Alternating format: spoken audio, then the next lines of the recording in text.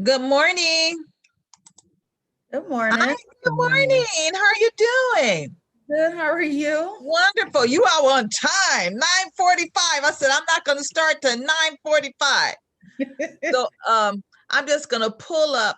Let me see. Share screen. Make sure I have everything. So give me a moment here, because there's some things I want to make sure that I have pulled up.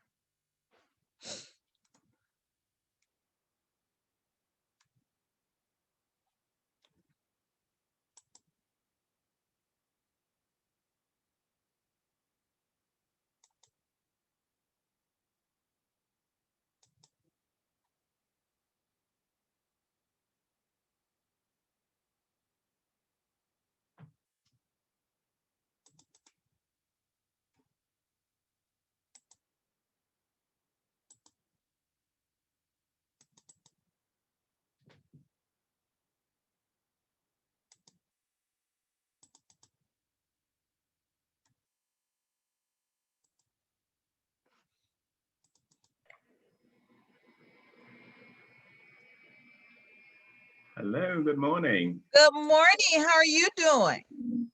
Living the dream. Oh my. Okay. That's wonderful. Yeah. I want to make sure I have everybody's presentations.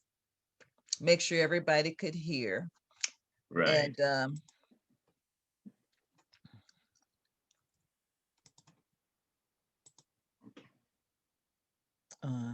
And let me see if when I share screen, I can pull up everything I want to pull up.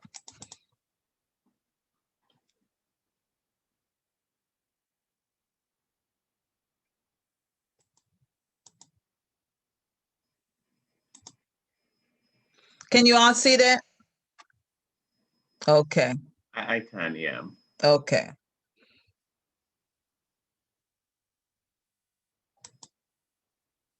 Now, Dr. Ingman, you wanted me to actually share your slides. Is that correct?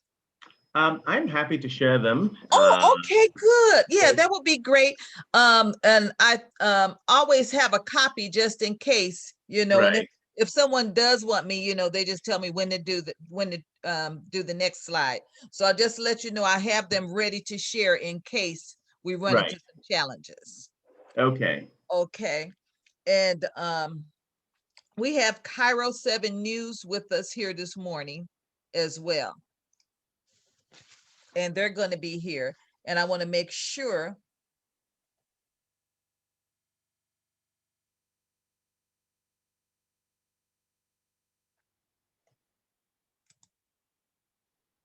Did we lose you? No, I'm here. Good morning. Yeah, okay. I see that we're recording, so I'm going to pause. Well, I'm afraid to pause recording because the last time I did that, you know, I forgot to start it back. Good morning, Mr. Kevin. How are you doing this morning?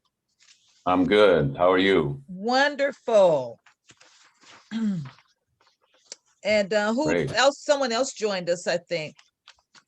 Cairo News joined us. Yes, okay. Thank you for all of your efforts. Thank you, Yeah, thank Mr. you. Henry. Sure. That's great. So you're recording and Cairo's going to record, and they're supposed to do a story tomorrow, most likely. Okay, so that'll be wonderful. Nice. That sounds wonderful.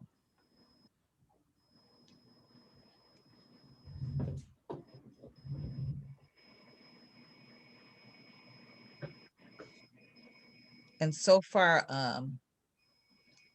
I think we have Dr. Estelle Williams. You're here. I see you're here. Yes, ma'am. How are you this morning? I'm wonderful and wonderful meeting you. Very And nice thank you for joining us. Thank you for having me. Absolutely. Now, you sent your slides also. Now, were you going to run your slides or did you want me to run your slides? You can run the slides. Okay. All right. I'll remember that. Thank you. And you'll just have to tell me when to change. Yes, ma'am. Okay.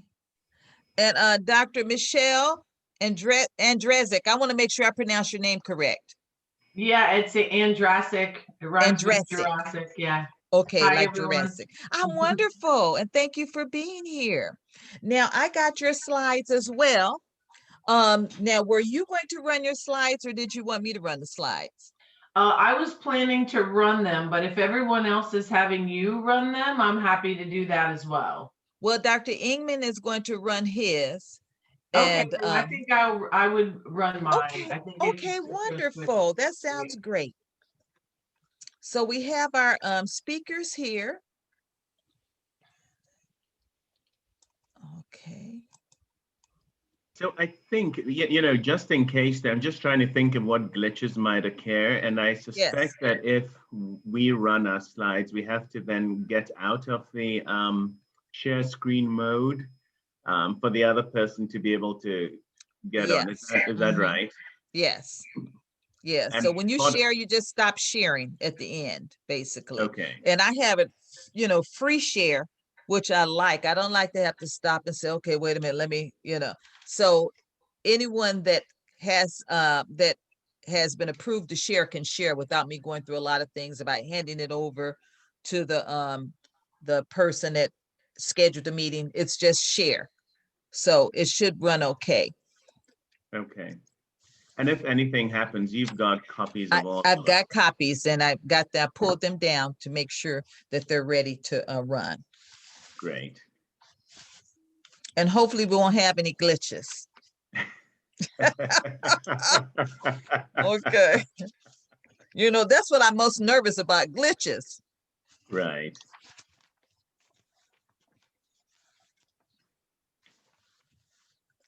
And Ms. Mack, thank you for joining us. I'm so happy you were able to join us. Thank you for having me. Good morning, everyone. Good morning. Morning. Now, I'm thinking what I'll do is I'll welcome everyone. I'll say who our speakers are. And everyone has the agenda, right? That Yes. agenda was emailed to you. That is correct. I have it. Okay. Right. And Yeah. so, and I'll say our first speaker is Dr. Michelle Andrezek. Did I pronounce it right that time? Andrezek. Andrezek. Yeah. Okay. Yep. There Like you go. Jurassic. Kinda. Yeah. Yeah. Okay. All right. Andrezek. It's Okay. a tough one, I know. Well, it's just that I wasn't used, just didn't know how to pronounce it. And I wanted to make sure I do it correctly. So after Dr. Michelle Andrezek speaks, I won't say, and next is Dr. Ingman. Dr. Ingman, could you basically just fall into there, just introduce your topic, Sure. and we'll do it like that. And then Dr. Estelle Williams will be our last speaker, actually. And then we have our panel response. And at that point, if my panel members are on here, I'm going to introduce you at that point. I won't be introducing you at the very beginning. I'll just say we do have panel members that we'll be introducing after the speakers. And I'll introduce the panel members. And then I'll ask the panel members for your reactions and then suggestions of what we can do on an individual or corporate level to address this ethical and racial bias in healthcare. So that will be the question I'll be asking the panelists. And the speakers will have approximately 15 minutes each. And then our panelists will have, I guess, about 7 minutes each to respond to that question. Then we'll have some closing remarks, some last remarks by our speakers, something you want to leave us with. And then our president of NAACP will give the final remarks, and then I'll say thank you and thank you for coming. So how does that sound? No comments? Okay. All right. Good. Sounds good. Great. Okay. Yeah, Thank yeah. you. And Dr. Anderson, Mm-hmm. we can only see your eyes. You may want to lower your Oh, you camera. can only see my eyes. Okay. How's that? There you Is that better? go. Okay. That's much better. All right. Much better. Okay. Wonderful. Thank you. That's And what I was going to share with you too. So I'm glad you did that. Thank you, Lou. okay. And who am I? Who is that Hi, speaking? Pastor. Is That's your that husband speaking. Pastor Carrie G. Anderson? Reverend That's Dr. your Carrie husband. G. Anderson? Well, Now we praise see God and both thank you ways. for being here. Blessings to all of you. Good morning, Kevin. Good morning, Shamari. Good morning, everyone else who I don't know yet. Good morning, Lou. Good to see you. Good to see you. Are you here or in Hawaii? No, I moved back. I Oh, moved did back you? in March. I work for Sound Mental Health and consulting too. Oh, you Yeah. left Hawaii? Yeah, we started missing the grandkids Yeah, and friends and family. I understand that. That's why I have not moved to Mexico full time. Yeah. You know, I'm wondering, is it 10 o'clock yet? Do we have 10? 9:56. What, pardon me? 9:56. Oh, okay. So we'll be starting in just a few moments. Yeah. And everyone knows that Cairo News is here and we're taping this as well. So we'll Great. start in just a few moments. Shamari, how's your life? Well, you know, working for a school district, it's quite hectic at the moment. Telling you to call me. It's political, man. It is I know. no joke at this point in time. But I'm no complaints whatsoever. I'm riding the wave. Well, But just keep in mind, we are being taped, okay? Okay, it's See the truth, that? that's right. and only the truth will make us free. Okay. Good morning. Good morning. Well, hello, This President. is Carolyn Riley.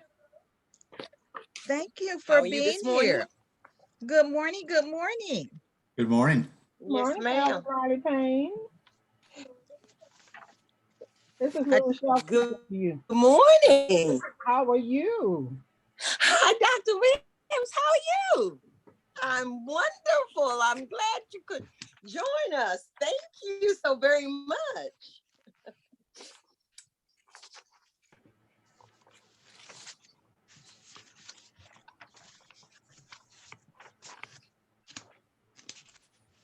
I had to work kind of late yesterday. And normally I send out lots of reminders. So You got. I'm sorry, what were you gonna say, Carolyn? Oh yeah. Mm-hmm. Well, we did. We sent out a blast yesterday.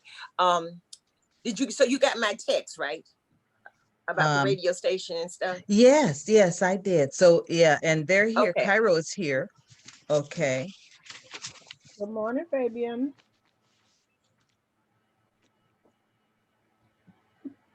We'll just give it just a couple more moments.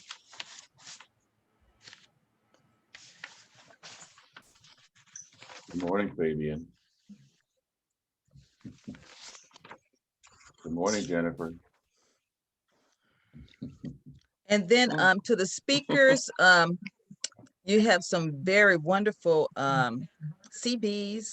And so I will highlight some things. And when you get ready to speak, if you like to underscore or bring some other things up that I didn't mention, please feel free to.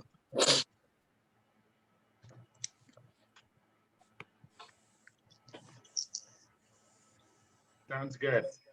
Okay.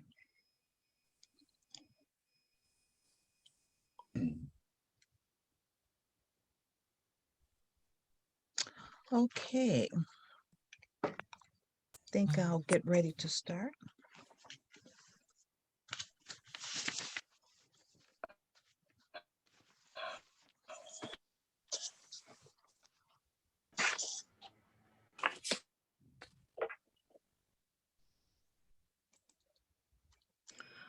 Well, good morning all and welcome. It is my honor and privilege to present this program to our community today. On behalf of the Seattle-King County NAACP and the Health Committee of the NAACP, we welcome you. in this time of challenge and during a pandemic as such, what's augmented is the disparities that people of color experience. And not only are we seeing those disparities, but there's some hidden things that we're not discussing, and that is ethnic and racial bias in healthcare. So that's what we'll be discussing this morning.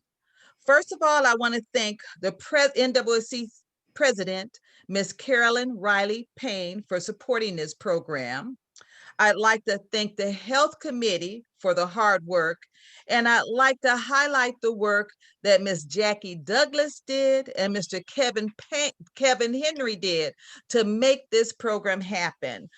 They worked tirelessly along with me in the Health Committee in producing this program. Now, first of all, I'll go over our agenda for everyone. We're going to initially have our speakers. And following our speakers, we have a panel that I'll introduce later in the program that's going to respond to the presentations. And I'll get their views on it and their suggestions of how we can make some changes. Our first speaker is Dr. Michelle Andrezek. She is Director of Social and Behavioral Sciences and Community Engagement and HIV Vaccine Trials Network. She's the Senior Staff Scientist of Vaccine and Infectious Disease Division at Fred Hutch, and she's a Clinical Affiliate Professor in the Department of Global Health at the University of Washington. She is interested and has done research on healthcare disparities, and she's also performed some research on ethnic and racial bias in healthcare. So we welcome Dr. Andrezek.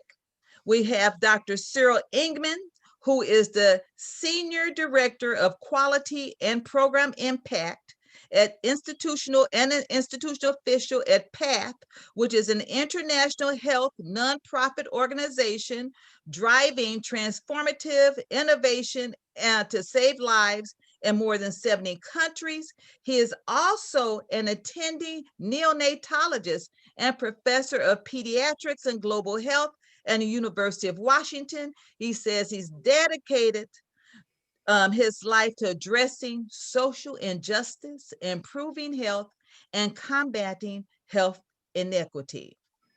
Our final speaker will be Dr. Estelle Williams, who is a general surgeon in the Division of Emergency General Surgery at the University of Washington Medical Center.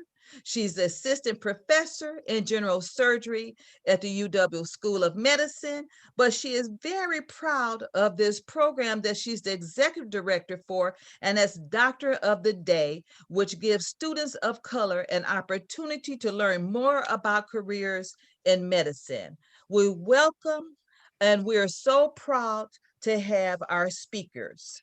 Our first speaker will be Dr. Michelle Andrezek, and her title is The Role of Bias in Racial and Ethnic Health Inequities.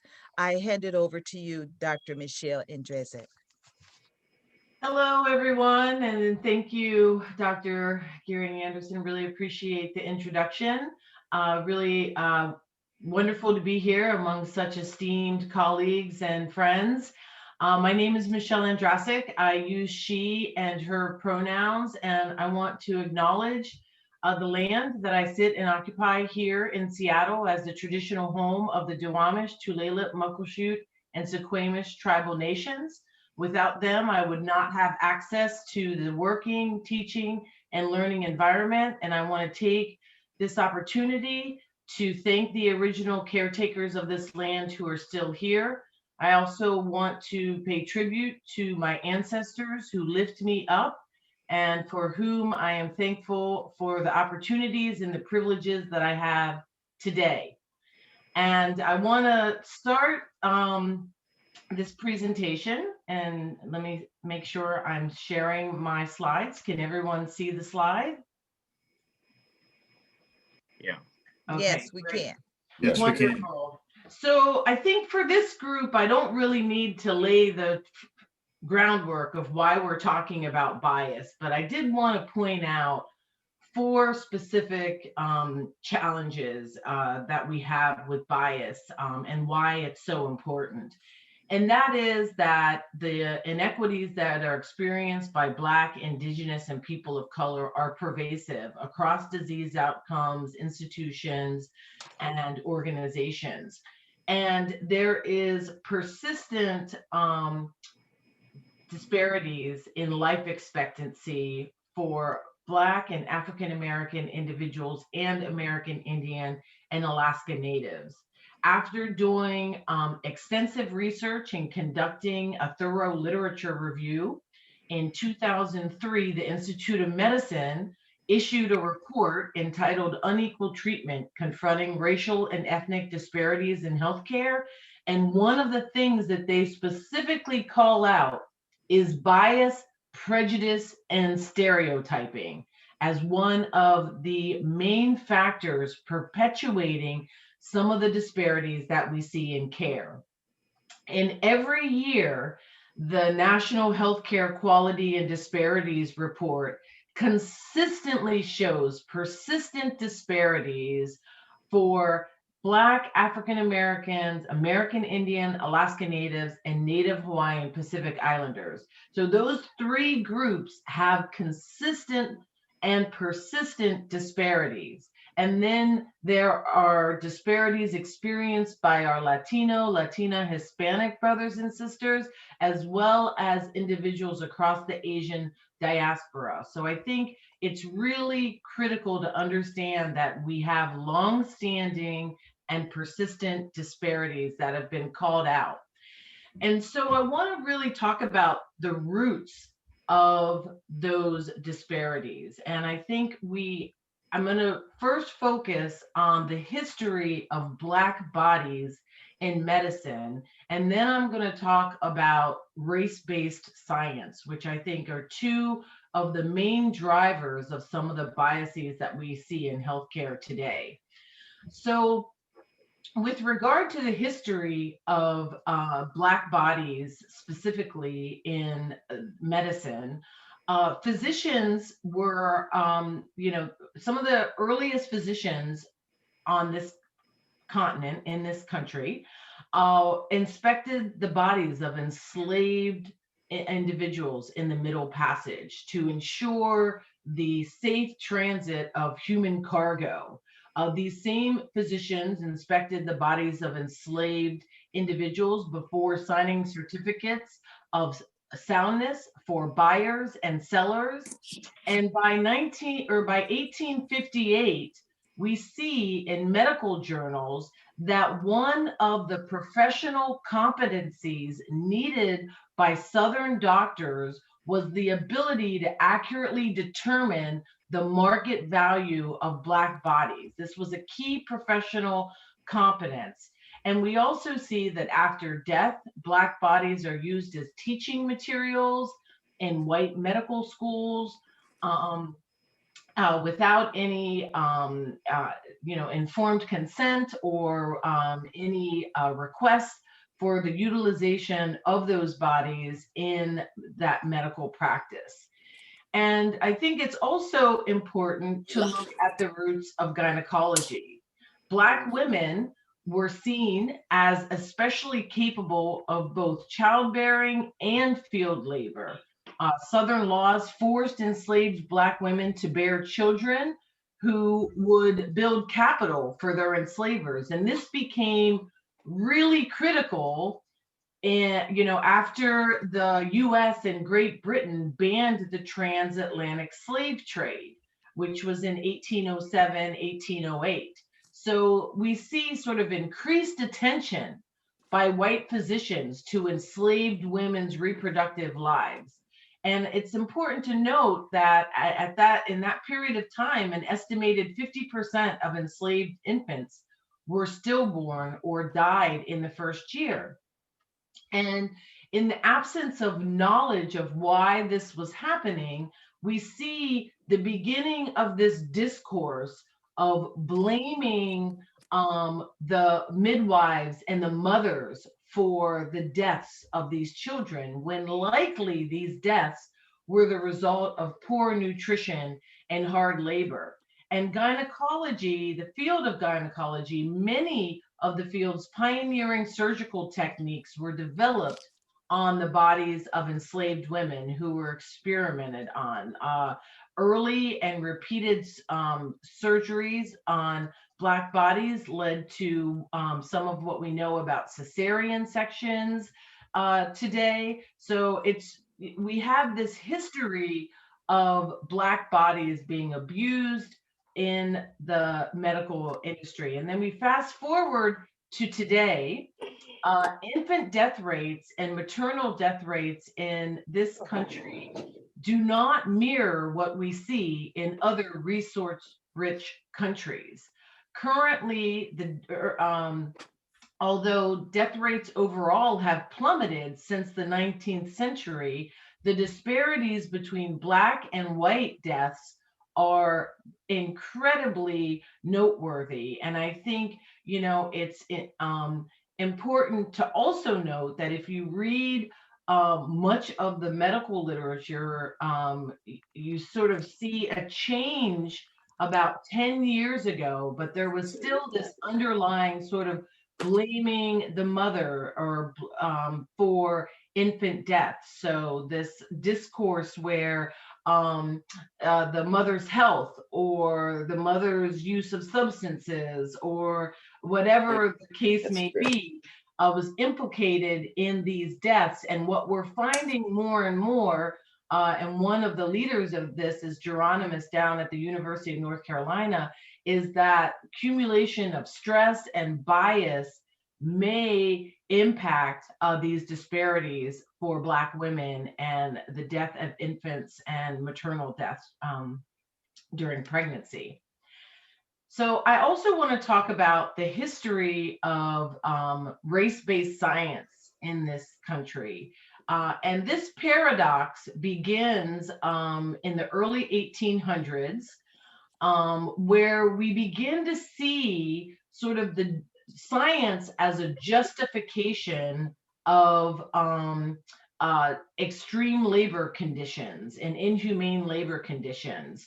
So we begin to see physicians writing about how, by the very nature of their constitution, African Americans or Black people are protected from harsh working conditions. And then by the mid-1850s, we begin to see physicians in the North and the South publishing articles justifying denial of rest, shade, fluids, healthcare because of different anatomical construction, and which is not supported by any data. Also claims that African Americans operated under different physiological laws from white men. So heat, sun exposure were not an issue. And you see journal articles stating that because of different eyes, thicker skulls, the constitution of Black people's hair, that African Americans have less sensitivity to pain than whites. And so this discourse is really used to prove that Black people are organically constituted for agricultural labor in warmer climates. So, and some of the physicians go so far as to describe African Americans as strong animal machines. Again, using non-data driven sort of guesses to sort of underscore the strength and the wherewithal of Black people, and basically justifying the fact that they can work long hours, they can work hard with little nutrition and little hydration. And so by the early 1900s, we start seeing this race-based science not only utilized to justify harsh labor treatments of Black individuals, but we begin to see it utilized to justify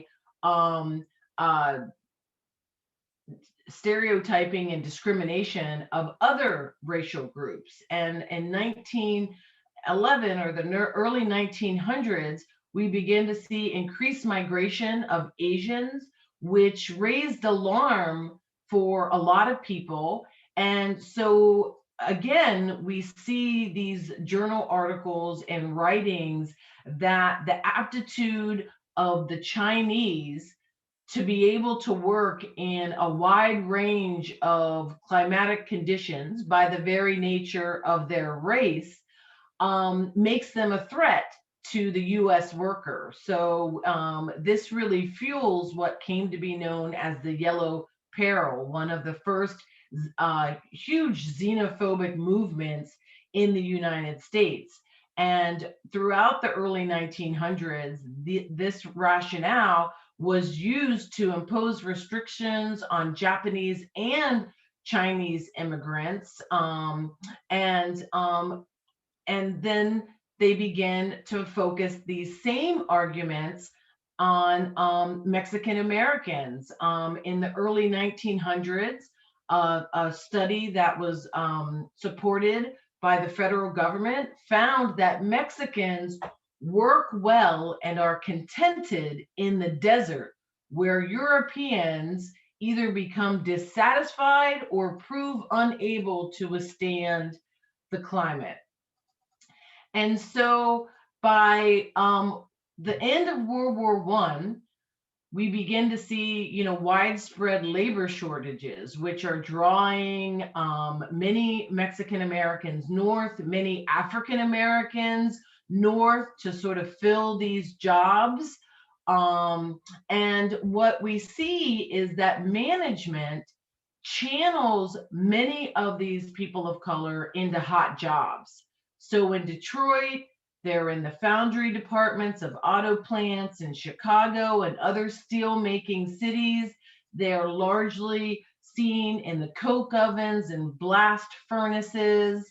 And so again, we see writings and discourse about how these racial groups are adaptable to various types of hot work by the very nature of their race.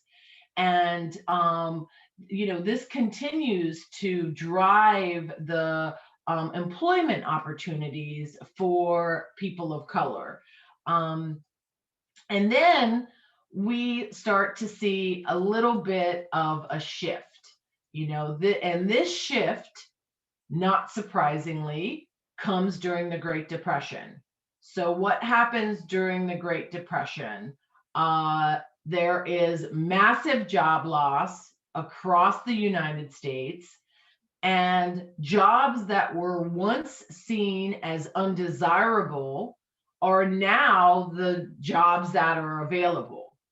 So we begin to see a change in the discourse of race-based science.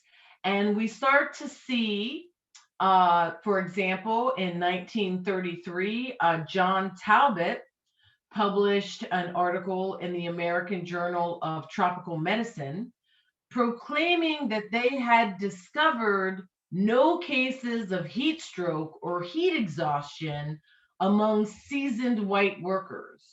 So they say that this leads them to believe that white workers, as well as other people of color, have at least the normal degree of adaptability to heat. So again, we see this shift in discourse that's driven by an economic need. And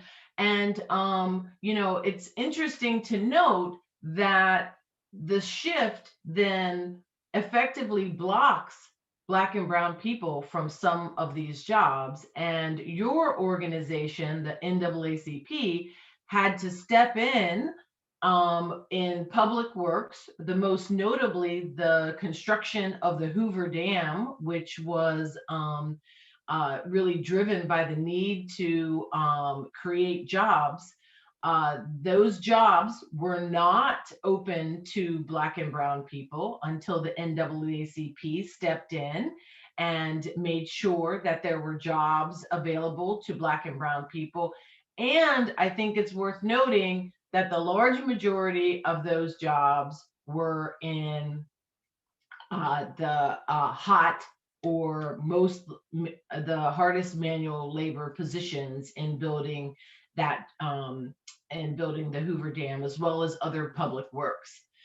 So we then see throughout history, whether you look at the Tuskegee study, what happened to the Havasupai Native community, egregious historical research conduct in unethical ways. And this, again, is driven by race-based theories with regard to how people of color can or cannot be treated. And I think it's really critical to note that, you know, in 2008, a national study still found that most of the women who are women of color working in some of the hottest conditions in this country, namely commercial laundries, are BIPOC individuals. And then in 2016, there was a survey of residents and college students and white general people making up the general public. And about 50% of those white medical students and residents believe that African Americans feel less pain and have thicker skin than whites. And I think this is critical to note because we see huge disparities along racial lines and pain treatment recommendations. And also in 2018, the Federal Occupational Safety and Health Administration, or OSHA, petitioned the federal government to set protective heat standards for the nation's workforce working in agricultural and other very heat-intensive jobs, largely comprised of BIPOC individuals, because of the threat of climate change and the elevated heat-related mortality that we see in individuals in these working in these conditions. So I think it's clear that this history of bias has really played out in stark ways in our in patient-provider relationships and some provider bias. And there's a wealth of literature around provider bias. And what we know to be true is that provider levels of bias are at the same level as the general public. So if you're looking at biases in the general public as measured by the implicit associations test, largely, you see that about 70% of individuals have an anti-Black bias. And we see that that providers who have a stronger bias demonstrate poor patient-provider communication and interactions. Higher bias is also associated with lower quality of care, and implicit attitudes, particularly negative attitudes towards BIPOC individuals, are very much related to patient-provider interactions and health outcomes, more so than treatment processes. So I think that that's a critical thing to note. And I just wanted to give you some examples of the things that come up in literature that are associated with provider bias. So the disparities we see in being recommended treatment, the expectations of how your therapeutic bond will go, adherence to treatment and medications, pain management, prophylactic treatment, so whether or not you're referred for x-rays and evaluations, and also bias is implicated in whether or not a patient is seen as uncooperative, whether they seen as engaging in riskier behavior, and whether they're seen as compliant or not. And finally, I just want to state that this bias isn't just relegated to medical care and health care. We see economic and structural biases impacting African Americans. And if any of these African Americans have other devalued identities, sexual minority identity, female identity, what we see is, an exacerbation of these biases the more devalued identities individuals have. So hopefully I've set a nice foundation, and I'd like to hand it over to my colleague and friend, Dr. Ingman. Thank you all.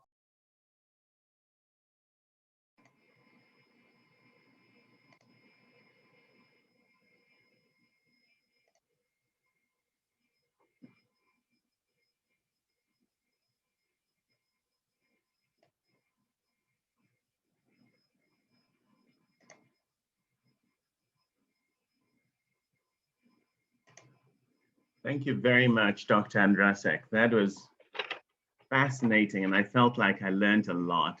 Can everyone hear me okay? Yes. Yes. Great. Well, my name is Cyril Engman, and it's an incredible honor to be invited to speak. I was reflecting on it and thinking, on a weekend, when you've got super busy people like you, esteemed colleagues, taking time out to listen to some of us share some of our thoughts, it makes it a double honor. I'd also like to thank very much the leadership of the NAACP and Dr. Phyllis Gehring-Anderson for reaching out to us and for inviting us to come and speak. It really is a treat. And so thank you. I'm sharing my slides. I hope they're coming through as well. Can someone just say yes if they are? Yes, they are. Yes, they are. Fantastic. All right. So to kick off, I'll make a couple of disclosures, right? So anytime you hear me use the word I, please interpret it as we. And that's because I feel so strongly that anything that I've been privileged to be part of has literally represented the village that I've worked with, whether it be my teachers, my mentees, the people I mentor, whether they're colleagues from my research realm or my clinical realm or the non-governmental realm I work in, whether it's my own family or whether it's the patients I'm privileged and their families who continue to teach me along this journey. It is, please hear it as we whenever I say I. If you see any pictures in here, which you will, which I put in just to illustrate certain things and to help bring a few numbers to life and so on, please note that consent has been obtained by all those involved. And I certainly wouldn't be making any financial gain from this talk, nor will I be representing a company or drug or device or any sort of product of commercial interest. But those who I will be representing are the underserved families, the mothers and their children, who I've dedicated my life to serving, and whose voices are all too often stilled by death or muffled by suffering. So I'm going to break this talk up into 4 segments, if you like. The first two really just talk a little bit about the 2 organizations I'm a part of, just briefly, just so you know who's actually talking and to understand my point of view. And then I'm in the second portion of it, I'm going to talk a little bit about my own medical and global and public health learning journey. And then in the third portion, I'm going to use case studies. As for any of you who are providers in a hospital or in any sort of setting where providers are sharing information with each other or teaching, doctors love case studies, and to be able to use those case studies to illustrate different perspectives. So I'm going to talk about, give these case studies to illustrate different perspectives, if you like, from a physician perspective, from a trainee perspective, as a father and as a friend, frankly, and also as a global public health practitioner. And again, I'll use these to just illustrate some of the themes that I hope will come out, and that will culminate in the summary around what actions we can take to move forward. So just to set the scene a little bit, as Dr. Gering Anderson mentioned, one of the places I work at is PATH. PATH is a non-governmental organization that has been in Seattle, headquartered in Seattle for over 40 years. We work in 70 different countries. We've got a staff of over 1,400, mostly in the countries that we work in. And we have an annual budget of about 300 million, mostly drawn from funding by the US government, the British government, the Bill and Melinda Gates Foundation. And we're focused on health equity, right? Trying to improve health equity. And it's a sort of human-centered and evidence-based solutions approach to things. Some examples of some of the things that have happened that we've worked on at PATH over the years. Many of you may have heard about a vaccine vial monitor. So every time there's a vaccine that moves from one place to another, there's a little monitor on there that says, this vaccine hasn't broken the temperature place that it needs to be in. So the temperature has been fine. So then you can actually give it to somebody who needs it. So that vial monitor, for example, was developed at PATH. Or in Kenya, for example, where in Western Kenya, we reach over 10 million families every year with a variety of maternal and newborn and child health and nutrition and HIV and various other services that are there. So just a brief glimpse of the sort of work that we do at PATH. The other hat that I'm privileged to wear is as a professor and a physician, an attending neonatologist at the University of Washington. And for those of you, I suspect most of you are based here in Washington, but I know a few people may have called in. This is an aerial view of the land where the University of Washington is. It's a really beautiful campus. And the university is about 150 years old. Actually, we'll be celebrating its 150th year this year. It's got a student body of 57,000+ and close to 5,000 faculty.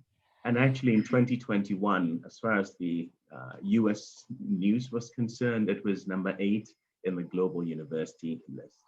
There's a ton of research that goes on at the university, over $1 billion in federal research funds every year. So that's a little bit about where I work, if you like. And now I want to sort of talk a little bit about my own medical and global public health journey. And it's an interesting place to start because you'll see a couple of pictures on your left, which are Avery Brooks, who some might know as Captain Cisco. And why have I put these up there? Well, I'll kick up my story in that a year before I started, I went to medical school. At the time, I was living in England, and I came to the US for a variety of reasons. One was I volunteered with International Voluntary Service, and I also volunteered in Spanish Harlem. At the Columbia Medical School had a hospital in there, and I volunteered there at the time. I also volunteered in New England, and working with drug folks who unfortunately were drug addicts and also battered husbands. But another thing that I was always and remain very passionate about is performing theater. And so I managed, after numerous stops in various theaters in New York, stopping in and saying, hey, I'm a kid who's going to go to medical school. I love performing theater and I'd like to come and work for you or volunteer for you. And everyone would just laugh and sort of kick me out. And on the 14th theater I went into, the Eric Krebs Theater, this wonderful gentleman said to me, you know what, kid, come on in. I'm sure I can use a little bit of your volunteering help. And I learned a ton. I also learned a whole lot about life and humanity from a very different perspective. And we did shows like Paul Robeson and then Driving Miss Daisy. Some of you might remember this may have seen the film, but we did those shows on there. But that was my first sort of exposure, if you like, to the US at the time. So at the end of that year, I went back to London and was privileged to go through the University College and Middlesex hospitals, and then in medical school, and then did internal medicine and pediatrics through the King's College in London. Along the way, I was, and this, I'm now at the last slide, which is that picture of the Ford Focus. I was incredibly lucky to meet this woman who has been my best friend of 25 years. And she had been sent from Ford Motor Company in Michigan to help lead the design of the Ford Focus car. And as I say, I punched way above my weight, and she's been my wife for 23 years, and I'm incredibly privileged to say that. Fast forward past that point, we had to decide where we would live after we got married. And it felt important to me that, I was aware that the glass ceiling in Europe was much lower for female engineers than it was in the US, frankly. So we moved back to the US where she was based. And during that time, I worked at a variety of institutions. I was at a place called Beaumont Hospital and then the University of Michigan, where I had wonderful mentors. And then I spent a decade as initially assistant professor and then associate professor at the University of North Carolina. This was in medicine and in public health. And then I got recruited by Bill and Melinda Gates Foundation to lead the newborn group, which I did for a number of years. After that, I got invited by PATH to lead a bigger group and take on a slightly different focus. And then also started working at the University of, and transferred my academic base from the University of North Carolina to Seattle and Children's Hospital. So the point I make in all of this is there were all these wonderful cheerleaders, there were all these mentors, there were all these encouragers, but most of all for me personally, it was faith, family, and friends. And so that's a little bit about my own personal journey as I've gone through. And so let me use these examples to sort of use some case studies, if you like, to highlight certain aspects that I'd like to share with you.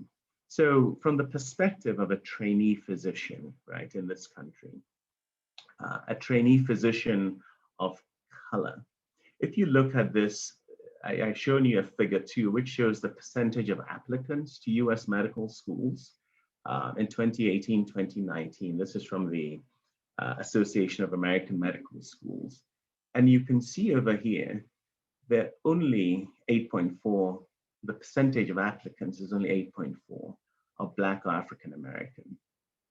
Okay, and even relating, and we've got obviously this is way below the national percentage of Black represented by Black and African Americans in this country.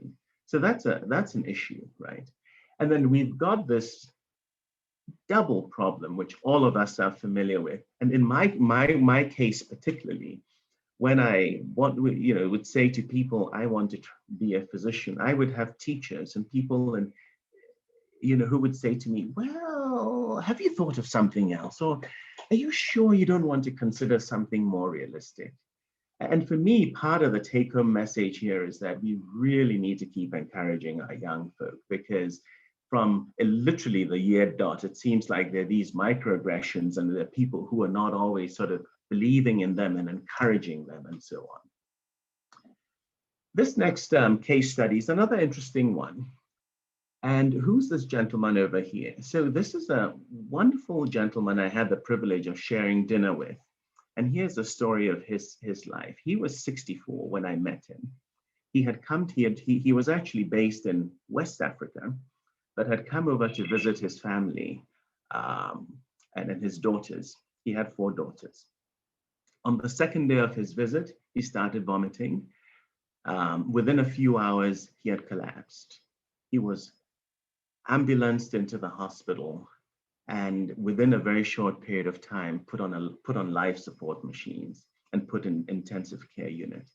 By the time people are that sick and in the intensive care unit, it's not a great situation. And one of the reasons, or some of the reasons he was in the ICU, was he had many of the conditions that trouble and plague our communities in much larger numbers. He had high blood pressure, he had high cholesterol, he had prostate issues, he was a little bit overweight by that point. He was he had diabetes as well, and was really in a bad way. So as trainees, what tends to happen is that at night, one team looks after all the patients in the hospital. And so the team who were looking after him in the ICU said to me, we've been looking after this gentleman for a number of, I think it was 10 days or so, and all his organs are failing. We've done everything we can, and we're right at the end of the rope here. And we've met up with the family, and they understand. And all we're doing now is we're just gonna wait till the morning when a priest can come in, when other family members who are coming in from different parts of the country are gonna come in, and then we'll take him off life support. So your job, Cyril, they said, is just keep him alive till the morning. This was about 8 o'clock at night when I was signed out. He was signed out to me. Over the course of the evening, he was doing okay. As I say, he was on dialysis, he was on life support. He was desperately ill. But then at about 2 o'clock in the morning, I got a call. I was in the emergency room taking care of something else, and I got a call to come up quickly because this gentleman had started having seizures.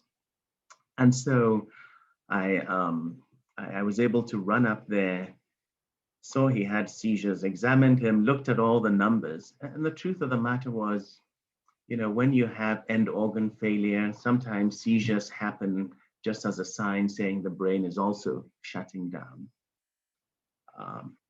I gave him this medicine that helps to stop seizures. It is nothing complicated. Any doctor literally in the world would be able to give that medication. And I felt a little sad because I knew that the goal was just to keep him alive, you know, till the morning. His family were there. But I remember thinking, you know, we may not be able to do anything for him medically. And I certainly, as a physician, seeing all the numbers and having examined him, there wasn't anything else. But I could at least be a human and go and show them some human contact. So I went to meet his family, spent about 15 minutes just mostly listening to them, shared a little bit about what was going on with him health-wise, which they were all aware of. And then one of them joked and says, "Doctor, you know, if he ever lives, we'll name the first grandchild after you." And I smiled and I said, "That's very kind, but the truth is, you know, he's got end-stage organ failure." So let me just pause there for a moment and talk about, you know, the process of going to see him. And I was a physician at you know, an active physician. I was a young physician when I saw him. And what are the numbers here in the US? Well, if you look at the percentage of all active physicians by race and ethnicity in 2018, you can see that Black and African Americans constitute only 5%. We're a very small percent of the numbers. This is also an interesting slide, which I'm underlying right now, which shows Black or African American physicians by age and sex. And what you see, and I'll call this pink and call this green. In pink, if you like, or purple, females, and in green are folk who identify as males.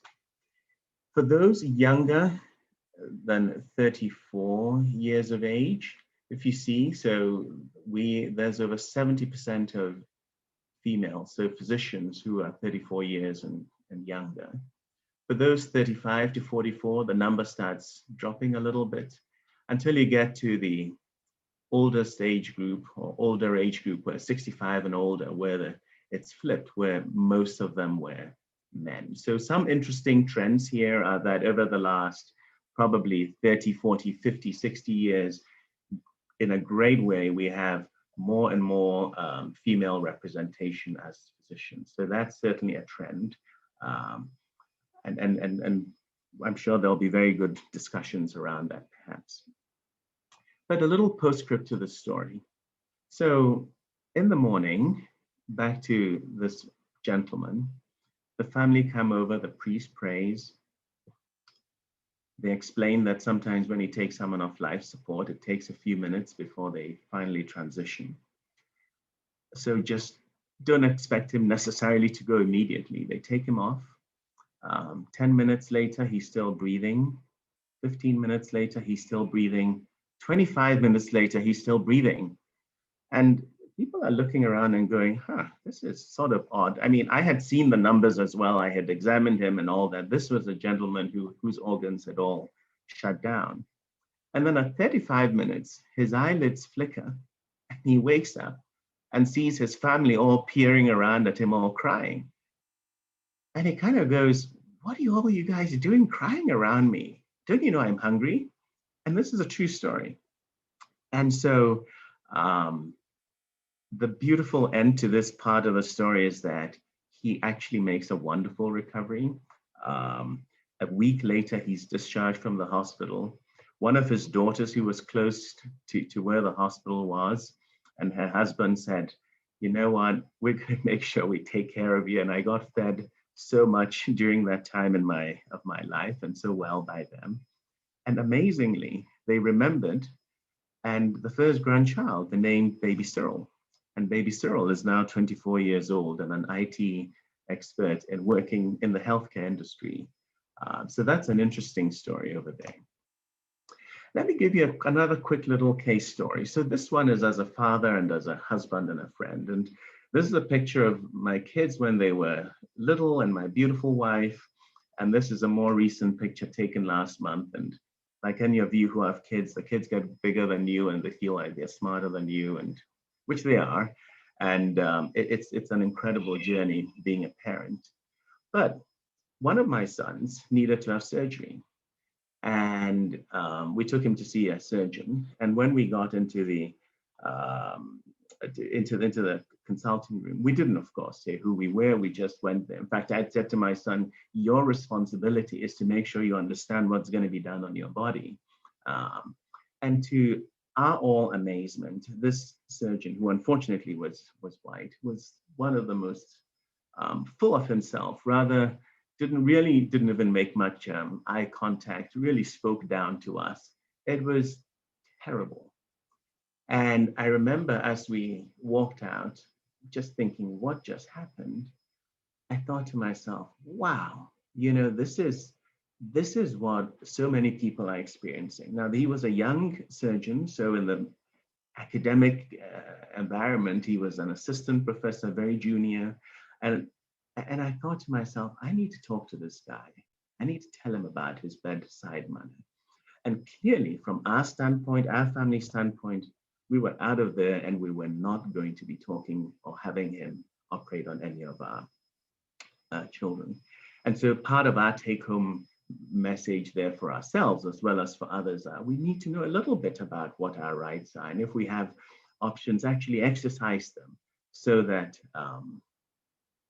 you know, because we do have options and we do have rights much of the time. And oh, by the way, yes, we talked to him about his bedside manner as well, which needed help. And so the last case study that I want to sort of share with you is one where it's from a more global health lens. You know, and as I said earlier on, we work in 70 countries. For the last 25 years of my life, I've been dedicated to doing a lot of public health work across the world. But one of the areas that I had the most immense privilege of frankly being the architect for was what was called the Every Newborn Action Plan. And the backstory to this was between about 2000 to 2005 and around that time, we had over 4 million babies around the world who died every single year. I mean, this translates to having 2 full-sized Boeing planes crashing every single hour. This was completely and remains completely unacceptable. And many of those deaths, in fact, most of them were occurring in sub-Saharan Africa and Southeast Asia. But what was happening at the time in the 2000s and before was that different groups, different countries, different entities were trying to do things around this, about this problem in individual little silos. And it felt to me that the most important thing was to get literally the whole world around to be able to say, what are we going to be able to do about this? And so that meant really corralling 194 member states of the UN, working across the politicians, the academics, the people who work in ministries of health and federal ministries, etc., to be able to work towards standards, goals, timelines, transparency, and to be able to shape and say, for the next 20 years, we're going to hold ourselves accountable, each country, to be able to put X and Y and Z into place to be able to decrease neonatal deaths or deaths of newborns in the first month of life. We're not there yet, but I'm happy to say 20 years later, we've halved the number of newborn deaths around the world. Each country has owned this and each country leads on this. But the picture in here is of some of the key political folk who had to be part of this movement, if you like. Nelson Mandela's wife, Graça Machel, was very much an integral part of it. Hillary Clinton, of course, was. Cyril Ramaphosa, and the Prime Minister of Norway. But the key point here is sometimes we've got to imagine the world in which we want to be in and how we can shape our policies and shape our, in some cases, laws. In this case, it was around our policies to be able to get to where we want to go. There are numerous other organizations that I'm privileged to either be on the board or on playing some role where, again, part of what my goal is saying, what is the world that I'm imagining and how can we help shape it with the right policies? And maybe I'll end with a last comment that I think Dr. Andrezek also mentioned. Dr. Andrezek and I are privileged to sit on the expert panel that looks across all the different trials for COVID that have gone on in this country. We have been like hawks. We have examined, taken under, looked over all different facets to this. And we feel like this has been, the end result, I think, is justifying very much the means and the rigor with which this has gone. In fact, I've received, because of this, immediately after the vaccines came out, I've had my 2 shots. But my point is, in our communities, rightly so, for all the historical reasons we all know, there's still a lot of suspicion. So I guess, part of the key points are, if we can be involved, if we can shape what's happening, let's do it. If, for example, we need to elect the right people to be able to get into those places, to make those decisions, let's do it. If we need to educate ourselves about our own health, about our own choices, about our rights, or if we can encourage others, or sometimes even ourselves, sometimes we just need to keep talking to ourselves when everyone else isn't saying what they need to say, especially young folk who are growing up in this age and who are facing all this bias and who want to achieve certain things, particularly in the healthcare. Say they want to become doctors or nurses. We need to be very much practical in our encouragement, help them if they need a meal, babysit somebody if they need a child taken care of whilst they study. Those kinds of things. Certainly we need to empower ourselves as well. And to me, that goes hand in hand with data, and not just data from people we trust. It needs to be from people we trust, but people we trust who actually know what they're talking about, because in this social media age, everyone is an expert. But here we actually need to have really good, solid people who are experts on that. And that's how we empower ourselves and our organizations. And then to me, the most important thing is that we get involved. And not everyone is necessarily going to be shaping policy at a global level or national level, but we can vote.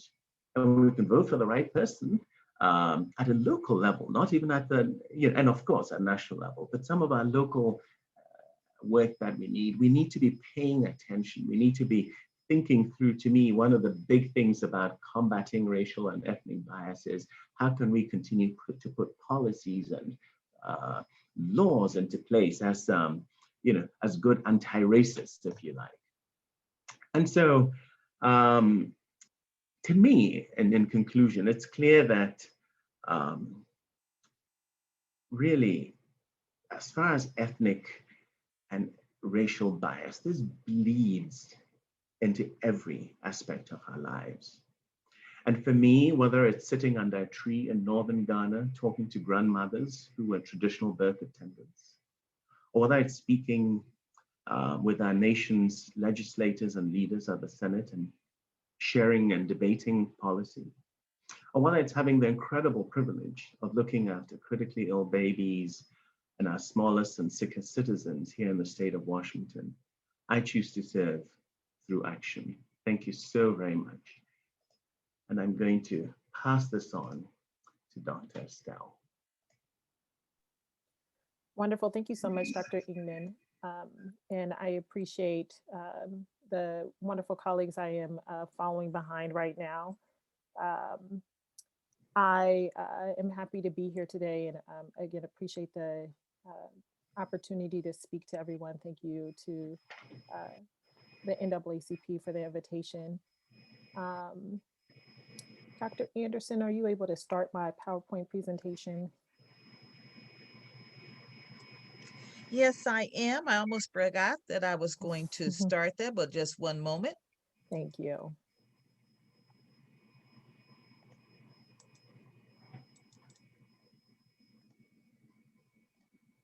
Wonderful.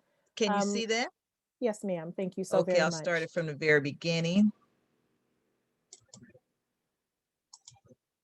And you let me know when you'd like me to change. Yes, ma'am. Thank you. So I'm going to just continue along the path that my wonderful colleagues have set before me. I think Dr. Andrezek set a wonderful foundation with understanding history and what was the societal historical factors that created the inequities that we see and continue to see here.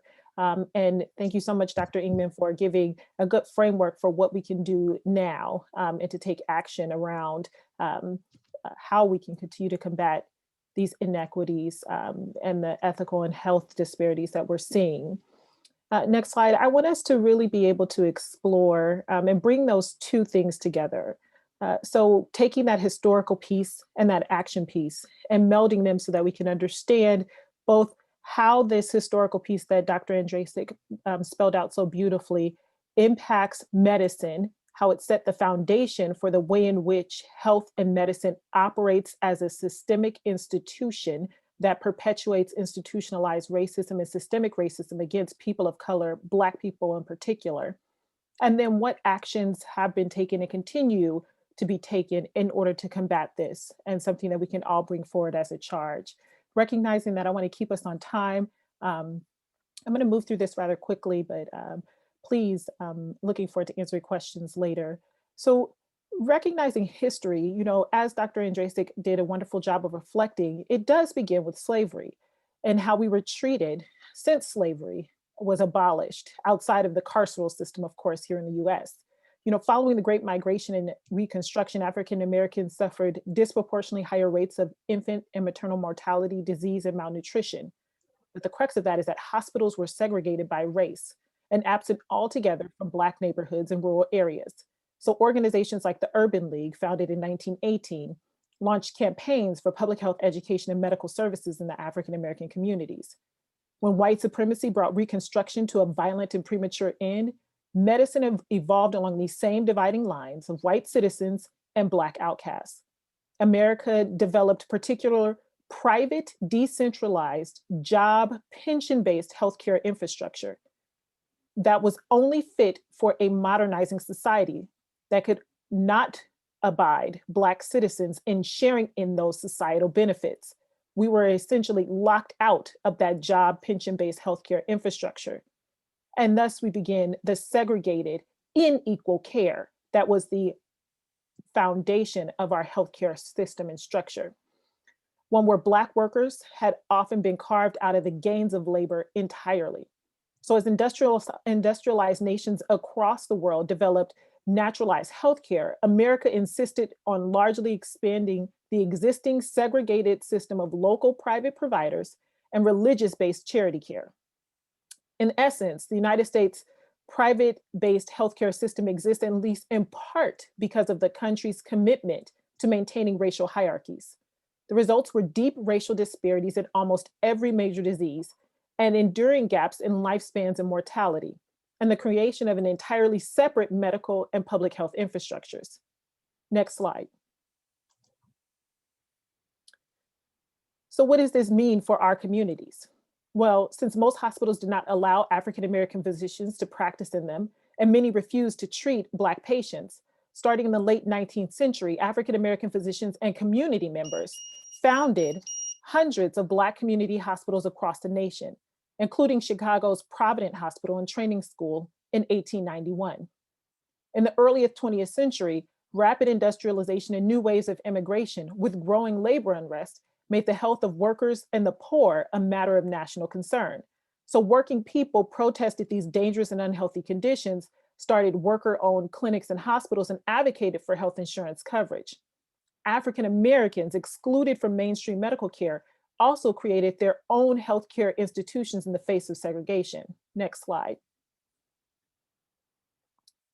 But progress, and any progress achieved by the resilience of enslaved people in this country, was short-lived. In 1910, the Carnegie Foundation commissioned Abraham Flexner to study medical education in the United States and Canada. As many as 14 Black medical schools existed in the late 19th century. In his report, Flexner wrote that African-American physicians should be trained, quote unquote, in hygiene rather than surgery, and should primarily serve as, quote unquote, sanitarians, whose purpose was protecting whites from common diseases like tuberculosis. The force of this report was evident in the closing of all Black medical schools, with the survival of two, Howard and Meharry. The recommendation for this survival was put in context with further analysis of Flexner's words when he stated, "The Negro must be educated not only for his sake, but for ours. And tens of millions of them live in close contact with 60 million whites." The impact of this report reverberated for over a half a century. In the years following the report, the number of Black physicians decreased while the number of white physicians increased. It was not until 1966 that another Black medical school was founded, the Charles Drew Medical School, established in 1966 in Los Angeles, and later Morehouse Medical College in Atlanta. These schools have maintained their academic standards, but face some of the same pressures that led to the closure of earlier Black medical institutions, of lack of funding, lower endowments than predominantly white institutions. Despite cries for increasing diversity in medicine, these schools educating more than 80% of US Black physicians, we still continue to underfund them. So where's the money at? And does it match? Does the actions match these words? Next slide. Nonetheless, despite all of these obstacles, activists have helped push for health programs and called attention to the disparities in medical care. In 1960s, civil rights activists, senior citizens advocated for Medicare and Medicaid. These are the first national health programs in the United States, and actually funds our residency programs in the US. Following the end of legal segregation by race, citizens groups began targeting continuing racial and economic inequities in health. Radical social movements even went further in defining community-based healthcare as an essential component of their visions for a new society. The Medical Committee for Civil Rights participated in the March on Washington for Jobs and Freedom in 1963. Many physicians, nurses, medical students worked in the civil rights movement. They marched against segregation, treated people injured in protests, and helped set up community clinics in both the North and the South. Poverty advocates insisted that poor people and Medicaid recipients be treated with dignity and respect by the medical system. Does this not sound familiar even today? In 1970, members of the National Welfare Rights Organizations picked a meeting of the American Hospital Association, demanding that hospitals receiving federal funding fulfill their obligations to accept patients regardless of income. I want to highlight one such activist, Dr. Leonidas Berry. His career spanned most of the 20th century, and it was so accomplished it almost defies description. He called himself a multi-dimensional doctor. Those dimensions included physician, medical device inventor, teacher, pioneer in addiction treatment, civil rights activist, church leader, author, and even historian. His scientific and professional achievements, as well as his lifelong fight against racial discrimination in medicine, are vividly documented in his papers that are held at the National Library of Medicine. He became dedicated to fighting against racial discrimination in medicine. It was the segregation, discrimination, and poverty that led to disproportionately high rates of sickness and mortality among African American population. These social determinants of health, these ethical and moral issues where we allow other human beings to not receive access to the same level and the same dream of achieving health and justice for all. Civil rights groups, churches, community organizations fought these conditions through educational initiatives such as the National Negro Health Week that ran between 1914 and 1951, infant health stations, nutritional programs to help curb maternal and infant mortality. Women's clubs sponsored visiting nurses associations that provided communities with home nursing services, preventative and prenatal care, health education. After World War II, the medical civil rights movement increased, focusing on ending segregation in the mainstream healthcare system. The NMA, Organization of Black Physicians, protested the pro-segregation provisions of the 1948 Hill-Burton Hospitals Survey and Construction Act and demanded an end to racial discrimination by the American Medical Association, which permitted all white local chapters. It was in the 1950s that Dr. Berry exposed hospitals' widespread exclusion of Black physicians and fought to bring hospital facilities to the segregated South, and particularly South Side of Chicago, where he worked. He served as president of the NMA. And as president, he pushed the AMA to end its lifelong segregation. It was through his work through the Medical Committee for Civil Rights that he continued to push for and advocate for communities of color.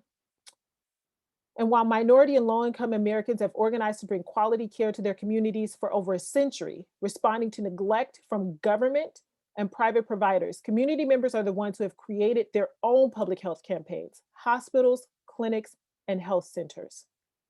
Next slide. How more poignant is that than in our own local Carolyn Downs Family Medicine Center, founded in 1968 by community activists committed to the idea that healthcare is a right for all people. Medical clinic services were originally part of a broad spectrum of medical services that were overseen and developed by the Seattle Black Panther Party. In 1978, the original Black Panther medical program became this freestanding community clinic and was renamed after one of the clinic's founders, Carolyn Downs. It was because of the work of this community organizing effort that brought care to the community. It is the community that has cared for itself when medicine has routinely shut out and not included communities of color as a priority, because that is the foundation upon which medicine has been built and what must be combated when we think about the bias and disparities that exist. This is what we talk about when we talk about systemic racism, institutionalized racism, and the things that we must continue to combat. Next slide. But again, the struggle continues. We see this even today with Dr. Ben Danielson stepping down from his post with Odessa Brown, the children's clinic that shares the same building as Carolyn Downs. Knowing the history of Odessa Brown, who was born in Arkansas in 1920, during the Great Depression, Odessa moved to Chicago and experienced some health problems, but she had difficulty obtaining the care she needed. At one visit to a Chicago area hospital, she was turned away and denied care. She reportedly said to the staff, "I am Black and poor, but I will leave in peace so that I can keep my dignity." It was years later, in the height of the civil rights era, when she was raising 4 children in Seattle, that she became a community organizer. And she fought to bring quality health care with dignity to children in the Central District through a federally funded effort to solve inner city problems by building model neighborhoods. She died of leukemia at the age of 49. But how is it then that all these years later in our 21st century that the Black medical director has to step down from this community-led effort that has joined with our local health system because of the racism? that is steeped within our medical system. Next slide. It is the systemic institutional racism that is at the core of the founding of this nation and society, and thus medicine, because it does not exist in a silo. Medicine provided the initial scientific basis for which society then built its own racial segregation, policies, and procedures, and everything that it stands for. What we strive for is health equity, attainment at the highest level of health for all people.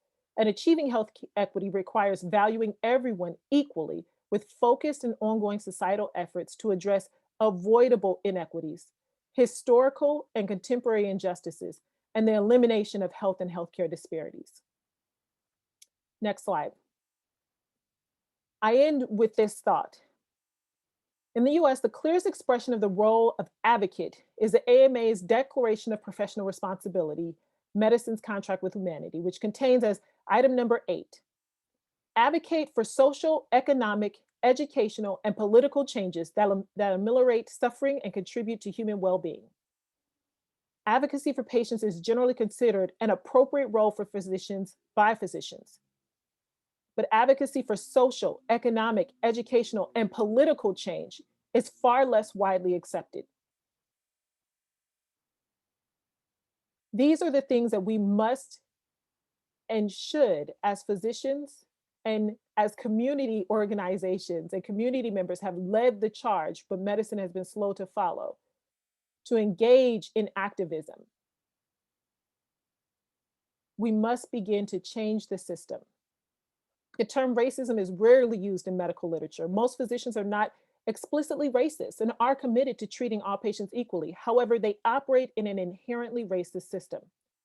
Structural racism is insidious, and a large and growing body of literature documents disparate outcomes for different races despite the best efforts of individual healthcare professionals. So if we aim to curtail systematic violence and premature deaths, clinicians and researchers will have to take an active role in addressing the root causes.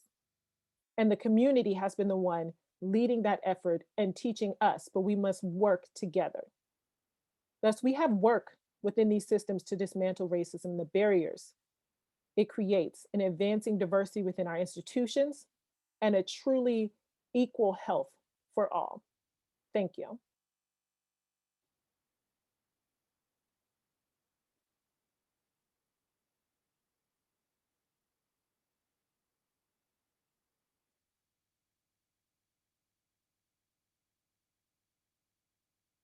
Can everyone see me and hear me now?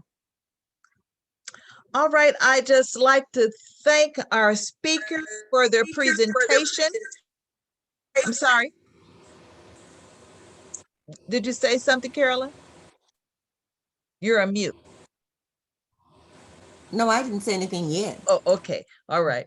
Okay, I'd like to thank our speakers for their presentations, but we have a panel that's going to respond to what they heard. Now, I was impacted, first of all, by the historical reference to our healthcare and how we have been edged out and unconsidered and how it all began. And then we talked about what we can do to empower ourselves. We talked about structural racism. We talked about community activism. We talked about institutionalized racism and what we need to do. So now we need to hear from our panel of experts. We want them to give them their views or their response to what they heard and what they feel we can do individually or corporately to address this ethnic bias in healthcare. Now, that's a nice political way of saying racism in healthcare for people of color, for people with brown skin. What can we do about it? Now, our panel is Miss Lou Rochelle Brim Atkins, who owns a consulting firm where she has been executive coach, facilitator, educator, and trainer for more than 30 years. She served profit and nonprofit institutions in organizing racial equity programs and information, lectures, leading changes in those organizations. Then we have Mr. Shamari Jones, who says he's a passionate equity leader. He's director of equity and strategic engagement in the Bellevue school systems, and he's responsible for the organization of equity on a policy level in the school system with over 1,000 employees. And then we have Ms. Dolores Mack, who is a personal services supervisor for the Seattle-King County Public Health Department, where she's on a mobile vaccination team. So she's out in the community. So she hears from the community. She sees the community. So I'm going to ask, we start with Ms. Lou Rochelle Brent Atkins. I won't be back until after the last speaker has spoken. Next, Mr. Shamari Jones, and then Ms. Dolores Mack. Please give us your reactions to what you have heard today and your thoughts of how we can address this racism or bias that we experience in healthcare as people of color.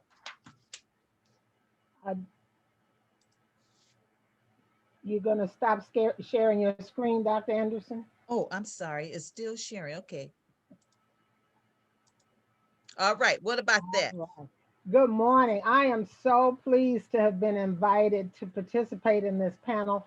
I've learned so much, and the presenters have triggered a lot of memories for me, some of which I will share with you, some of which are fairly painful, but I think we learn by sharing each other's stories.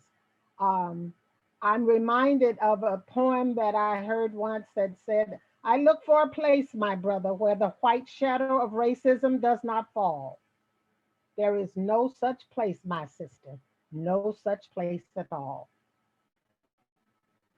And that's the essence of racism in this country that so many people try to deny that exists, but we've heard so many examples here today. My own background, I grew up in a small town in Texas, Northeast Texas, that was segregated, where everything screamed that we were less than, that we did not deserve to be treated with dignity and respect. And part of that was in the hospital, where we sat in a tiny waiting room, but could look down the hallway and see a spacious waiting room for white people that had plants and television and magazines. And that screamed that we did not deserve the kind of medical care that other people were entitled to. I grew up with two brothers, and so here in this presentation today reminds me of that. One of my brothers was 18 months older than I. He has now passed on. But my brother was born in a small town in Louisiana, and his physician was a German American right after World War II. And this doctor deliberately dropped my brother at birth and caused brain damage. And my brother suffered all of his life, just an amazing human being. But this doctor made a decision to drop him at birth. My mother was told later that she's happy he was alive because this man usually killed all of the Black boy babies. My mother made the decision to go back to Texas, to her hometown for my birth, because she could go to a Black-owned hospital where I was delivered by my cousin, who was a physician. So I have internal stuff that goes back fairly, well, all my life, that says, do not trust the medical system. And you know, you have to work with that, because if you have something that says don't trust and you say, but you need medical care, you still have to work with yourself to sort of go through that. I was thinking about Dr. Andrezek's comment about Black people supposedly work better in the heat. My younger brother had a best friend when he was growing up. And when he became an adult, he worked at a steel company, and he was sent to work in the hottest part of, and he kept complaining that it was too hot, and they ignored him. So I'm listening to this today saying the belief was that we could work better in the heat. He dropped dead from exhaustion and heat in this plant. You can see how some of us have some hesitation when it's time to rely on the American medical system. When I was a student at the University of Texas and I was getting my exam, the physician said to me, because I have fallen arches, and she said, she's got flat feet, but I haven't seen one yet that didn't. And I said, one what? And she said, one Negro. And I've never forgotten that. And it's been a while since I was at the University of Texas. These encounters that we get just reinforce the kinds of things that we've heard today. I know so many people, Black people, who have been sent home to die and live 15 or 20 years beyond that prognosis. I think about times when I was in Rochester, New York, and volunteered to do some work in community medicine. So our focus was sickle cell anemia and lead poisoning, two situations that the medical schools were not preparing physicians to deal with. So we had to actually do education sessions for physicians because sickle cell was not important enough a medical issue for them to talk about that in medical school, to teach about that in medical school. One of my mentors there was Dr. David Satcher, who became my friend and who also became the director of the Charles Drew Medical Center that you mentioned a minute ago, and eventually became the Surgeon General of the United States. But he recognized that people were not being trained to deal with problems that pertain to our communities.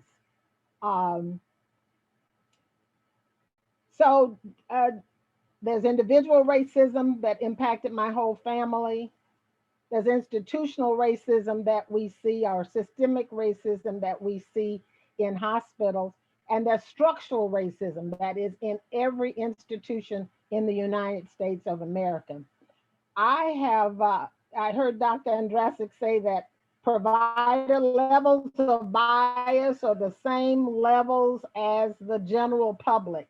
And as a person who goes to work every day to work in organizations to combat racism, let me tell you, we're in trouble. I believe that that is true, Dr. Andrezek, and I get to hear it up close and personal, things that people say that are direct and hurtful and offensive in the work that I do. And if you think about the medical professionals have that same level of bias, we are in deep trouble. So I'll just say what I take away from this is that we have to advocate for ourselves. We have to do our own research. I have a brother here in town, Dr. Horn. When I go to a doctor, I call him and check it out again. We have to advocate for ourselves. I take friends with me when I have a major medical procedure. Alfreda's on this call now. She's driven me, take notes, because you don't know what you're gonna, if you're in a stressful medical situation. Somebody needs to be there to ask the questions that you don't have the coherence to ask. And someone needs to be there to say, well, what about this? And let me say that. Take someone with you. Don't believe every prognosis that a physician gives you. I know so many people who've outlived the doctors who predicted their demise. And Dr. Ingman talked about the instance, you know, Black people are some resilient people, and you can't write us off as easily as you might think you could. So don't believe it just because a medical professional tells you that.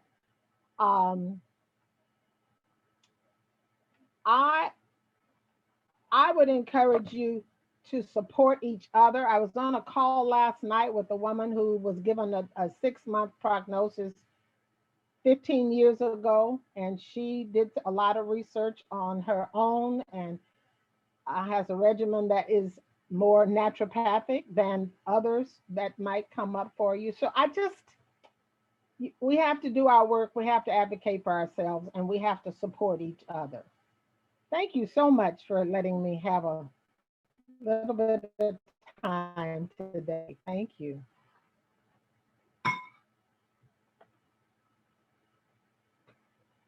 I think Thank you, Ms. LaRochelle. Hi, everyone. I'm Shamari Jones. I'm the Director of Equity and Strategic Engagement for the Bellevue School District.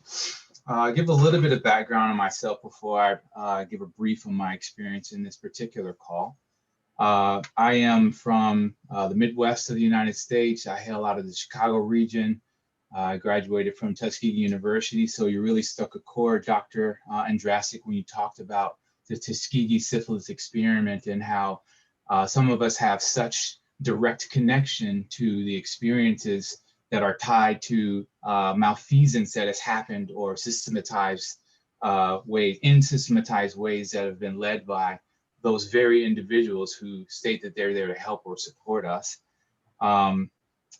Post Tuskegee University, I ended up getting married and married a woman in the military. So moved around a lot to varying countries and varying cities within the United States of America. And then landed here in Seattle about 16 years ago. And so my journey here really began in the nonprofit sector and has landed me presently in the public sector, which is a really fascinating experience. And so a lot of this conversation around the biases and stereotypes and prejudices that exist within healthcare are cross-sectional when you think about varying work sectors that many of you all work in. You know, I think that the field that I'm in, which is education for now, is one that is impacted not just by the very same variables and the very same bias, prejudice, and stereotypes that exist and come dominantly from those who are in positional authority and power, which tend to be our white folks with an emphasis on our white men. But also, you know, we have to really begin to look at introspectively how this is not sector to sector, this is really societal. And how is society failing us as individuals, as Black people, as folks who have historically and consistently been ruled out of the conversation as valuable of a factor as those who fit into dominant society. And so a lot of what we talked about today really did resonate with me. A lot of what I heard in the presentations was new information. So I'm really excited and I'm really eager to share not only this recording, but hopefully some of your PowerPoint presentations with other physician friends that I have in varying sectors and varying regions of this country. I think about bias and prejudice and stereotype and what our job is and what our role is in disbanding, dismantling, and really supporting ourselves as individuals towards this effort, because no one's going to do it for us. You know, it's not going to magically just appear and show up. So what is our protocol? And part of our protocol starts here with our own individualized education. So how do we get this information that was shared today and massively spread it to other individuals so they can not only have the armament necessary to defend themselves, but they can be the catalyst for galvanizing movements within their own ciphers or within their own communities. And so let's begin to have the conversation beyond the mindset of this is my challenge and this is my pain, and into a theology of how are we going to now move forward to support the effort of leaving that behind and moving our people into whatever stage is moving forward next. And so I think about some other work that I'm doing with a group here on the East Side. I'm in Bellevue, and how we have written manifestos around how we want to hold accountable some of the systems that we have. And I think about, and I listen really deeply to LaRochelle's story and other stories that I've heard along the way. And they're not my stories because I happen to grow up in a household with a medical professional. And so I didn't have the challenge of having to be told by someone who didn't care for me and who didn't love for me what the conditions were that I was experiencing. But that's not everyone's privileged experience. And so accountability would lead us to a pathway where we create an opportunity for someone who's having a negative experience to really report that.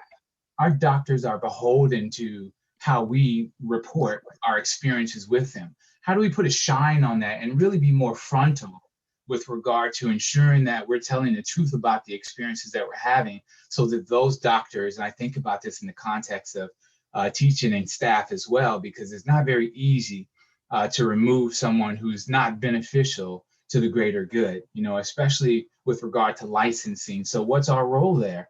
You know, the systems uphold the individuals that consistently cause us to have these stories that are consistently shared time and time again. How do we create something that will combat the system that is not going away by itself, so much so that we have at least, if not an upper hand, we have at least a pathway towards change for our individualized experiences.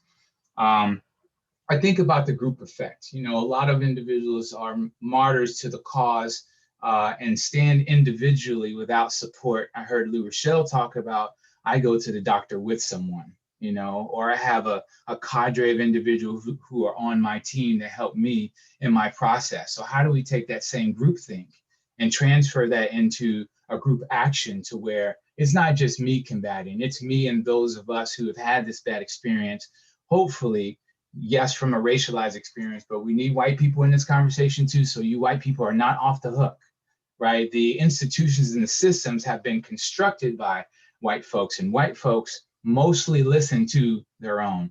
You know, me putting myself in that position is a health risk and a health threat, and I'm gonna have to go to the doctor for, and maybe not get the appropriate diagnosis. So the more opportunity we can engage cross-culturally to combat the systems that are consistently hurting our people, and keeping our people in that threshold of what Dr. Andrezek stated earlier, whereas we are sort of the bottom percentile of African Americans and Native Americans and Pacific Islanders and Native Hawaiians, those individuals who historically have had a really bad go with our American healthcare system. We have to change that, and we have to make a pledge to that. And I think that starts today. And I appreciate the opportunity in this space to provide a little bit of engagement in this conversation. And I look to potentially continue to engage if questions come my way. So thank you very much.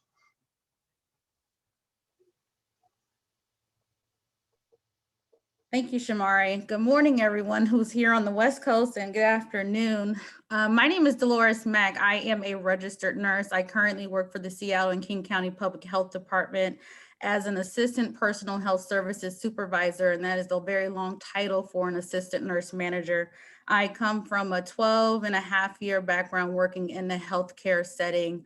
I've had the pleasure of attending nursing school at a HBCU, Hampton University, and I've also had the pleasure of receiving my first degree in nutritional sciences at Louisiana State University, which is my home state.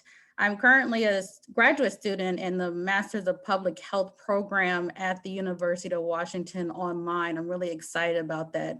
I humbly say that I am not an expert. However, I do have quite a few life experiences in regards to racial biases, especially in the healthcare community. And I really appreciated all of the presentations that were provided today. I really say thank you. And there are a couple of key points that stuck with me.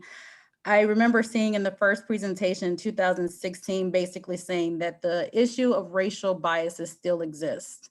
And what I'm finding, especially being in my graduate program at University of Washington and learning about healthcare disparities, is the conversation continues to occur in regards to racial biases. We identify it, we understand the work that needs to be done to try to rectify it, and yet here we are in 2021, we still have the issue. And for me, I take that really personal because I love patient care. I love healthcare. I love being a public health nurse. But what I'm really finding is there's a very limited representation of us.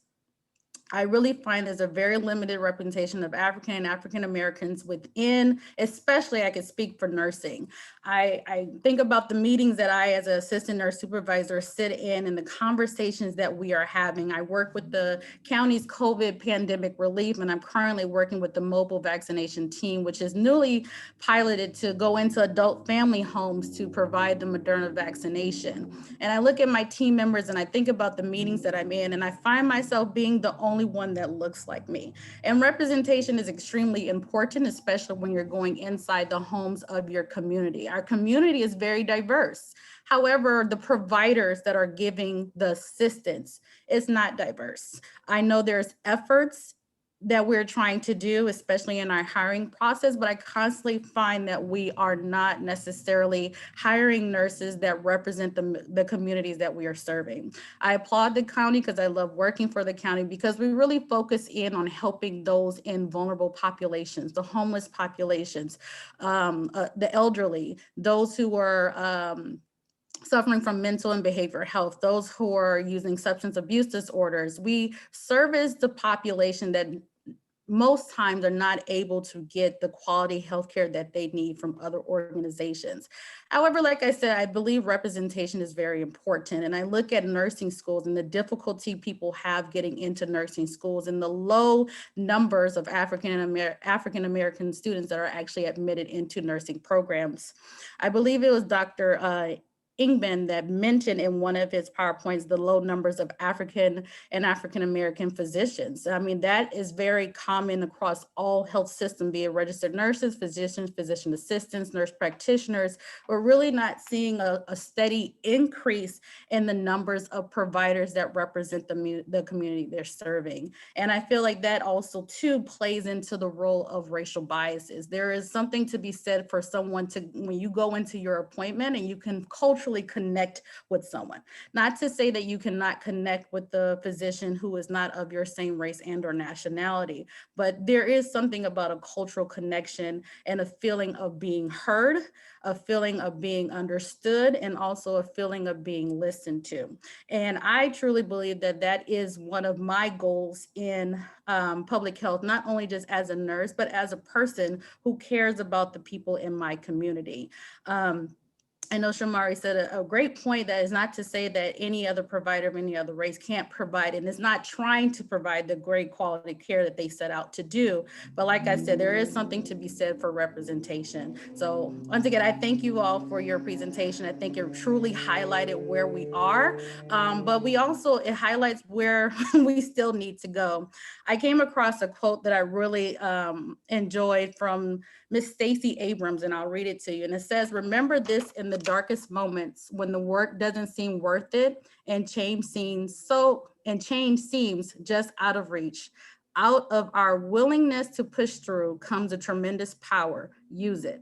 Sometimes it may seem that racial disparities and racial injustices, just, are we ever going to solve it in our time? Maybe, maybe not, but I believe that the work that we do pushes through, and I believe that the work that we do definitely helps the generation before.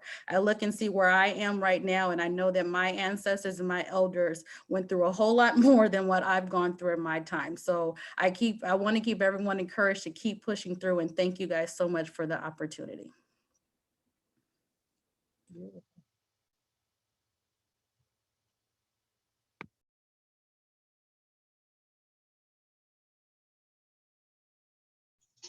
You're on mute. You're on mute. Thank you very much.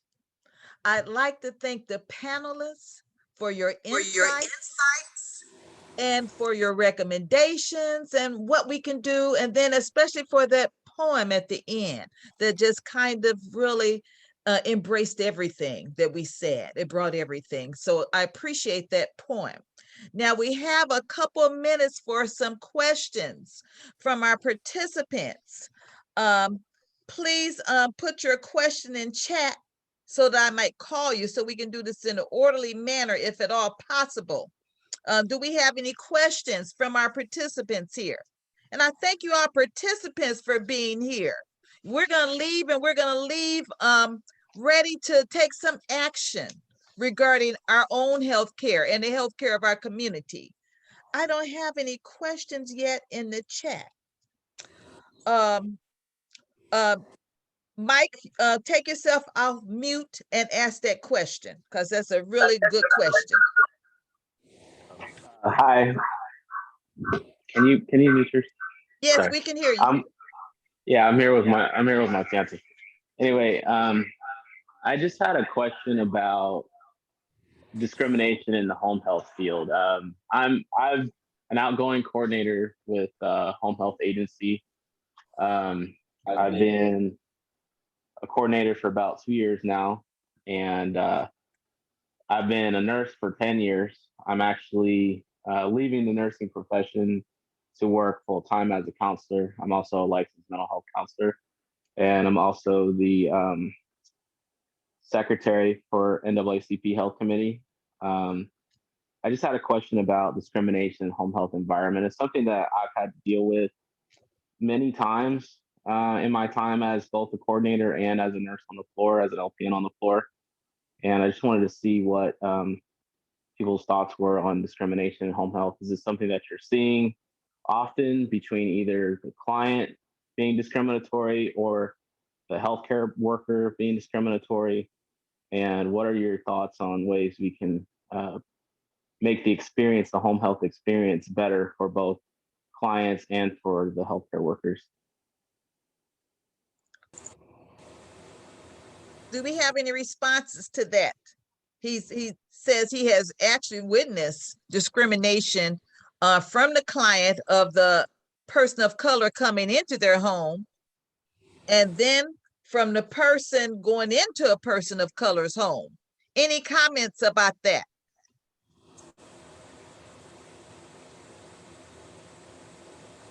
This is Dolores. Hi, Mike. Thank you for sharing that and asking that question. I know with home health, I know it's quite a bit of factors that go into it. It's the agency, it's the insurance, and then also making sure that the home health provider is truly the right fit. I'm not necessarily abreast of all the situation as far as what is occurring, but when it comes to home health, it is truly a paid services. So within the assessment, if that potential home health provider is not the best fit, I would definitely encourage the family to reach out to the agency and have not necessarily a new consultation, but provide that feedback in regards to that home health provider. If I'm understanding the situation correctly, am I going in the right track? Yeah, it was really about just kind of, in my opinion, it was kind of an ingrained discrimination against the nurse. Which is definitely something that we addressed in the agency that I work for through the use of a diversity committee. So we have a diversity committee at our agency that meets monthly to address any incidents of discrimination in the agency, as well as to go over policy. I guess an additional question, how do you feel about the use of diversity committees? I've heard some people think of them as kind of token, but I feel like our committee has really gotten to the root cause of some of the incidences of discrimination, and it's really worked to get the opinion of our care providers. We have a mostly BIPOC care staff at my agency, which I'm very proud of, to serve those individuals and coordinate for those individuals. So just an additional question, what do you think about the use of diversity committees in home health and healthcare agencies in general? Can I take a stab at this? Yeah, go ahead. So I have no experience in home health care, but I just want to talk about committees themselves. As a person who's in a role similar to that, where I'm the director of, a particular body of work that focuses on equity in an agency, it's a bit of an aside. It's interest convergence is what we call it. It is, we're going to give you this space to help you to feel empowered enough to not have to change our infrastructure, right? So you can help the people right now, and that's fantastic. But what about when you're gone, and when this committee is ultimately disbanded because it's causing too much of a ruckus? Like, what's there to stay, post whatever this committee is? How much is your committee empowered to actually be at the table to make the decisions that the organization makes in the future for onboarding new people? How much are you ingrained in the fabric of ensuring that you're creating anti-racist, anti-biased policies and practices that are longstanding? That's going to be great, and not to say you can't get there, but you have to lead from that lens if you're going to lead from a position, an already existing deficit position, because a lot of times those committees are riddled with people who the organization may not feel are in the position to make the ultimate decisions. And so I said a lot of words, but you know, that doesn't necessarily mean it applies to your committee, but just something to think about and discuss with your committee. If I could weigh in on that as well, I agree with Shamari. I think that what we get misled sometimes by action that doesn't lead us any place. And so if we're going to change structural and institutional or systemic racism, we have to go where we have the most impact. That doesn't mean that we stop working at the local level, but we have to work at a larger entry point as well. So an example is we have all kinds of committees and commissions that have studied police brutality in Seattle and in Washington State. But I just participated in a governor's task force on excessive use of force by police and independent investigation. Because the idea is at the local level, you may or may not have the impact that you would like to have. But if you can change the laws, which is what this was designed to do, to give the governor an outline for a change in the law on how police impact people with their excessive use of force, then you can start to move it at a more fundamental level. So I would say do the committee work, but also look at what kind of laws govern adult family homes or any of the other kinds of organizations that you're talking about going to. After my mother and brother lived with us for 4 years, we eventually had to use an adult family home. And it gets back to what I said earlier. You still have to be vigilant, even at the individual level. So it's how do we work it individually as well as institutionally. And then also contractual agreements, you know, in order to work here, these are the expected behaviors. In order to contract us, this is what you need to know about this organization. So even some of those standards, policies, and agreements basically in place actually to govern the behavior, not only of the employees, but those people that we're providing care to let them know. And if I might add to that, you know, we've had a diversity, equity, and inclusion committee at my organization since I've been there over a decade. And it really has just been talk, bring someone in to discuss diversity. And usually it's the same people who show up in that room. And in the last year, we had a change in leadership. And there was a person who's hired to be the diversity, equity, and inclusion director. And he works closely with the president of our institution now. So they've instituted things like cluster hires of BIPOC people. So hiring them in a group, which is something that has been shown to not only improve the number of people of color that you have working for you, but also provides a support system for those folks who are the minority in that group. They've also implemented strategies that have been proven to work, like having community members on your board and people of color on your board of directors. So really, you know, the focus has gone from talking to action. And I really think there's a lot of work that's been done to show how equity can be done and how it can be done on an institutional level. So really, it's just a matter of implementing, you know, some of these strategies. So I think that that's really key. And having leadership bought into it is critical. That is it. Yes. Okay. Thank you very much for your responses to that important question that Mike had even brought up in our health committee meetings. So thank you. Dr. Lori, I think you have a question regarding immunizations.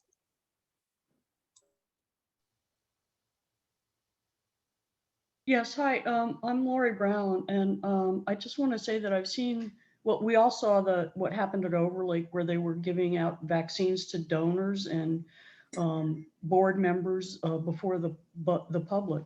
So there's been some hijinks around giving out the vaccine already. But there's also been a couple of articles in the Seattle Times recently that talk about bias in giving out the vaccine. And one of them, for instance, shows the percentage of people receiving the vaccine, with whites obviously being having more access to vaccine than people of color or others. And so I'm just wondering, what can we do about this? I mean, what's the solution to this type of bias in something that's so important to us all now, that we need to get this vaccine? What can we do about this? Yeah, and can I address Sure. that? Because I'm Go working ahead. on that right Yes, now. yes. Yeah, so one of the things that can be done, and I give kudos to the mayor's department, because several weeks ago they reached out to myself and a few other people of color to be on the vaccination task force.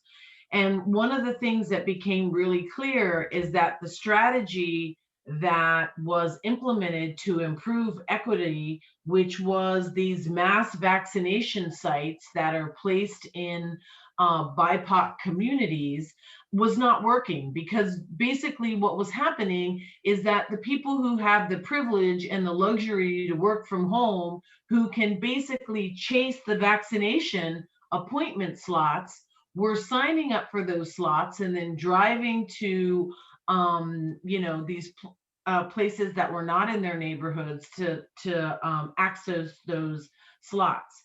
So one of the things that we suggested is partnering with community-based organizations and having mobile units and pop-up that's great. Pop-up vaccination sites. So now what the city is doing, and they did it successfully last week, is that they set up a mobile unit.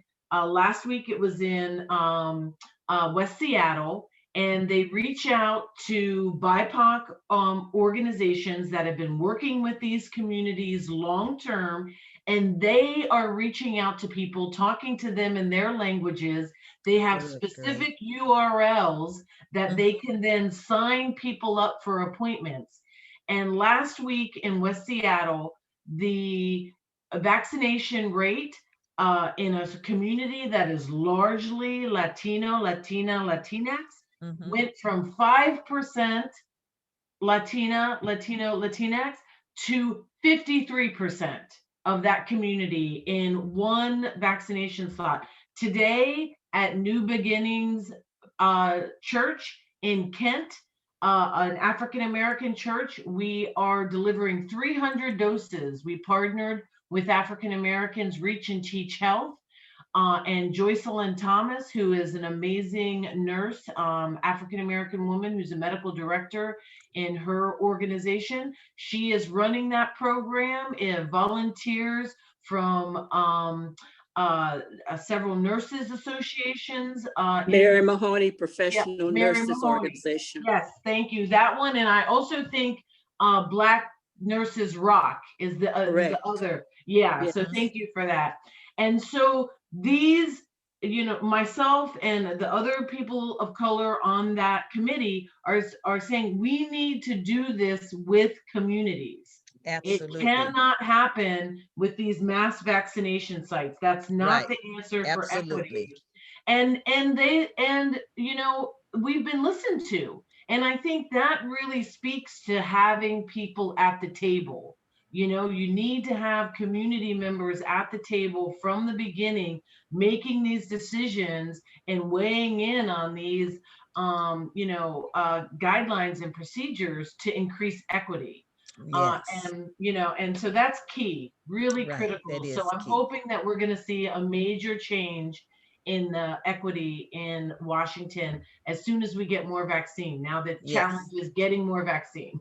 Yes. Thank you, Dr. Anderson. Yes. To weigh in on that, I think one of the keys is that we don't wait to find out whether or not we're going to be put in the queue early. Right. We know we're not going to be given the vaccine. We know we're not going to be given masks when everybody else gets them. We know that. So as soon as something happens, we as a community have to start saying, let's line up and get this started. For example, when we have a sister city organization and we couldn't meet to make menstrual care kits for girls, so we made masks. We didn't wait for somebody to say, are you going to give us the mask? Because we knew we were not going to be at the head of the line. So just jump in there and get it done. Our church and the central area, central area senior center work together, and we've been doing the vaccinations. Pastor can talk more about that, but it's don't wait to find out what we already know, which is yeah. And not be add also Charlotte, Anderson. I'm sorry, Lori, you want to say? I'm just saying that our healthcare committee headed by Dr. Phyllis is also talking about the digital equity issue in getting people signed up, BIPOC people signed up for the vaccine. Yes. So I think that these are all really important. And I just, as you know, this is just such an example of how it goes. I mean, it just how it goes. And I'm so, we're all so sad that it works out this way, and that racial bias and inequity is so common, even in our own great state of Washington. Yeah. We have one more comment, and that will be from Miss Charlotte Ruff. Okay, thank you. Two things very quickly. We do need to be represented on decision-making boards and committees. And sometimes we are asked, if we cannot participate and be on one, help find someone who can. And the other thing is, it doesn't always have to be a person with a designated title to be on that committee. There are people with life experiences and who may be working in some other profession other than the specific one that they're asking for, that can still fill that place on that committee and give good input. So I think we can be influential in doing those kinds of things. And I know that because I have done it, and I'm doing that. I'm doing that now. And the other thing that I wanted to ask is, if the material from this webinar is going to be online, repeated anywhere online, and also these materials that have been presented, because they are, this is valuable information that needs to be shared broadly. So I'm thinking about, how can we share this more broadly now? We're going to have this posted at the NAACP site on our website, and you should be able to access it from there. After this, I'll download this. We did record this, and with the permission of the speakers, we'll post the information on our website. Okay, good. And I'll talk with you about it some more. I have some other ideas. Yeah, okay, great. Thank you. And I'm hoping that they did listen to you, Dr. Andrezek. It sounds like they did. I got a call from Virginia Mason, who was partnering with Amazon, and they wanted to partner with us, but they wanted to hold this mass immunization distribution downtown at the Amazon site. I said, we'll partner with you, but the recommendations is you bring it into the community. So I'm not sure where they are with that yet. The person that contacted me was from Virginia Mason. She was going to take that information back, but I don't think they were real receptive to that at that point, is what she told me. But we'll see what happens with that. I'd like to thank all of our speakers, our panelists, our audience, and our participants. Thank you for being here. I'm going to ask each speaker to leave us with just a little thought to encourage us, and to really encourage us to take action on this issue. And we'll start with Dr. Michelle Andrezek. Well, I just want to thank you all again. This was such a powerful conversation. And, to reiterate what so many on this call have said already, get involved, make sure that someone is at the table. If you're not at the table, make sure someone else is at the table. We need to be, involved in decisions and decision-making at every level of public health in our institutions. So make sure that if someone is not at the table, that they create a seat at the table. Thank you.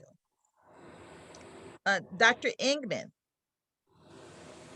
Hi, can you hear me? Yes, yes. Well, thank you. It's been a real treat listening to all these. I feel like I've learned a whole lot more than I shared. And so thank you, everyone. There's a line from the musical Hamilton about being in the room where it happens. And I think that that's exactly what Dr. Andrezek is talking about. We need to be in the room where it happens.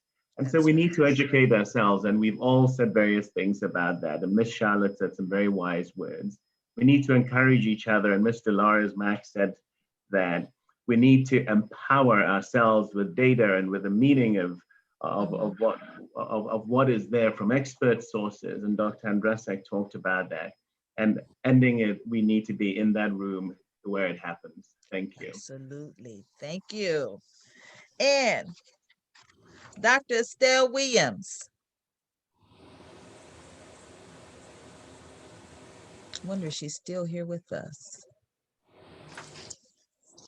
Is Dr. Williams still here with us? Okay, she might have had to leave, but I thank you all for coming, and we're going to hear from our Seattle King County president. If you would give us some words of wisdom before we end this wonderful meeting.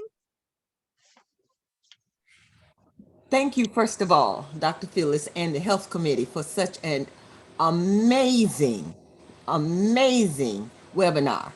Thank you to our panelists. My goodness, I felt so empowered and learned so much. We're so glad to be able to promote, present this kind of information to the community, because if we don't, who will? Everybody has given some very good advice, some things, and what I will say to this to the community is that the things that have been mentioned, that's what we do, the NAACP. That is what we have been doing. That's what we do, but we need you to help us do it. We need you to come and offer one thing. You don't have to be on a committee forever, but what's been talked about, the individual things that we can be doing to be in the room, because as a volunteer organization, I can't cut myself in half or force or anything, and nobody else can. So what we need is the eyes and ears of you and your mouth to be at the table to help us. The information that was shared has been so valuable, and we will make sure that we get that on our website. We're talking to ourselves. The people that need to hear this, we have to figure out how we're going to get them to the table to hear this kind of information and be a part of the discussion. And so we thank you so very much. We appreciate you taking the time this morning to join us. And what we ask is that we'll be doing this again. Join us. Dr. Phyllis and her committee done excellent job, and we have had so many different informational sessions, and I think you're going to have another one soon, right, Dr. Phyllis? Yes, we are. We're going to talk more about immunizations, how we can actually help people register and get immunized. So we want to make sure that we get people immunized, especially our most vulnerable population. So yes, we will. And we advertise, and please support us in that, because we want you to take this information and give it to your families, to your community, to your friends. That's how big things start, at a very grassroots level. And that's how changes are made, basically. So I'd like to thank everyone for attending. We're 12:04 now. We're almost on time. Thank you, and have a blessed day. Thank you so very much, everyone. Thank you. Thank you. Have a good weekend. Thank you. Mhm.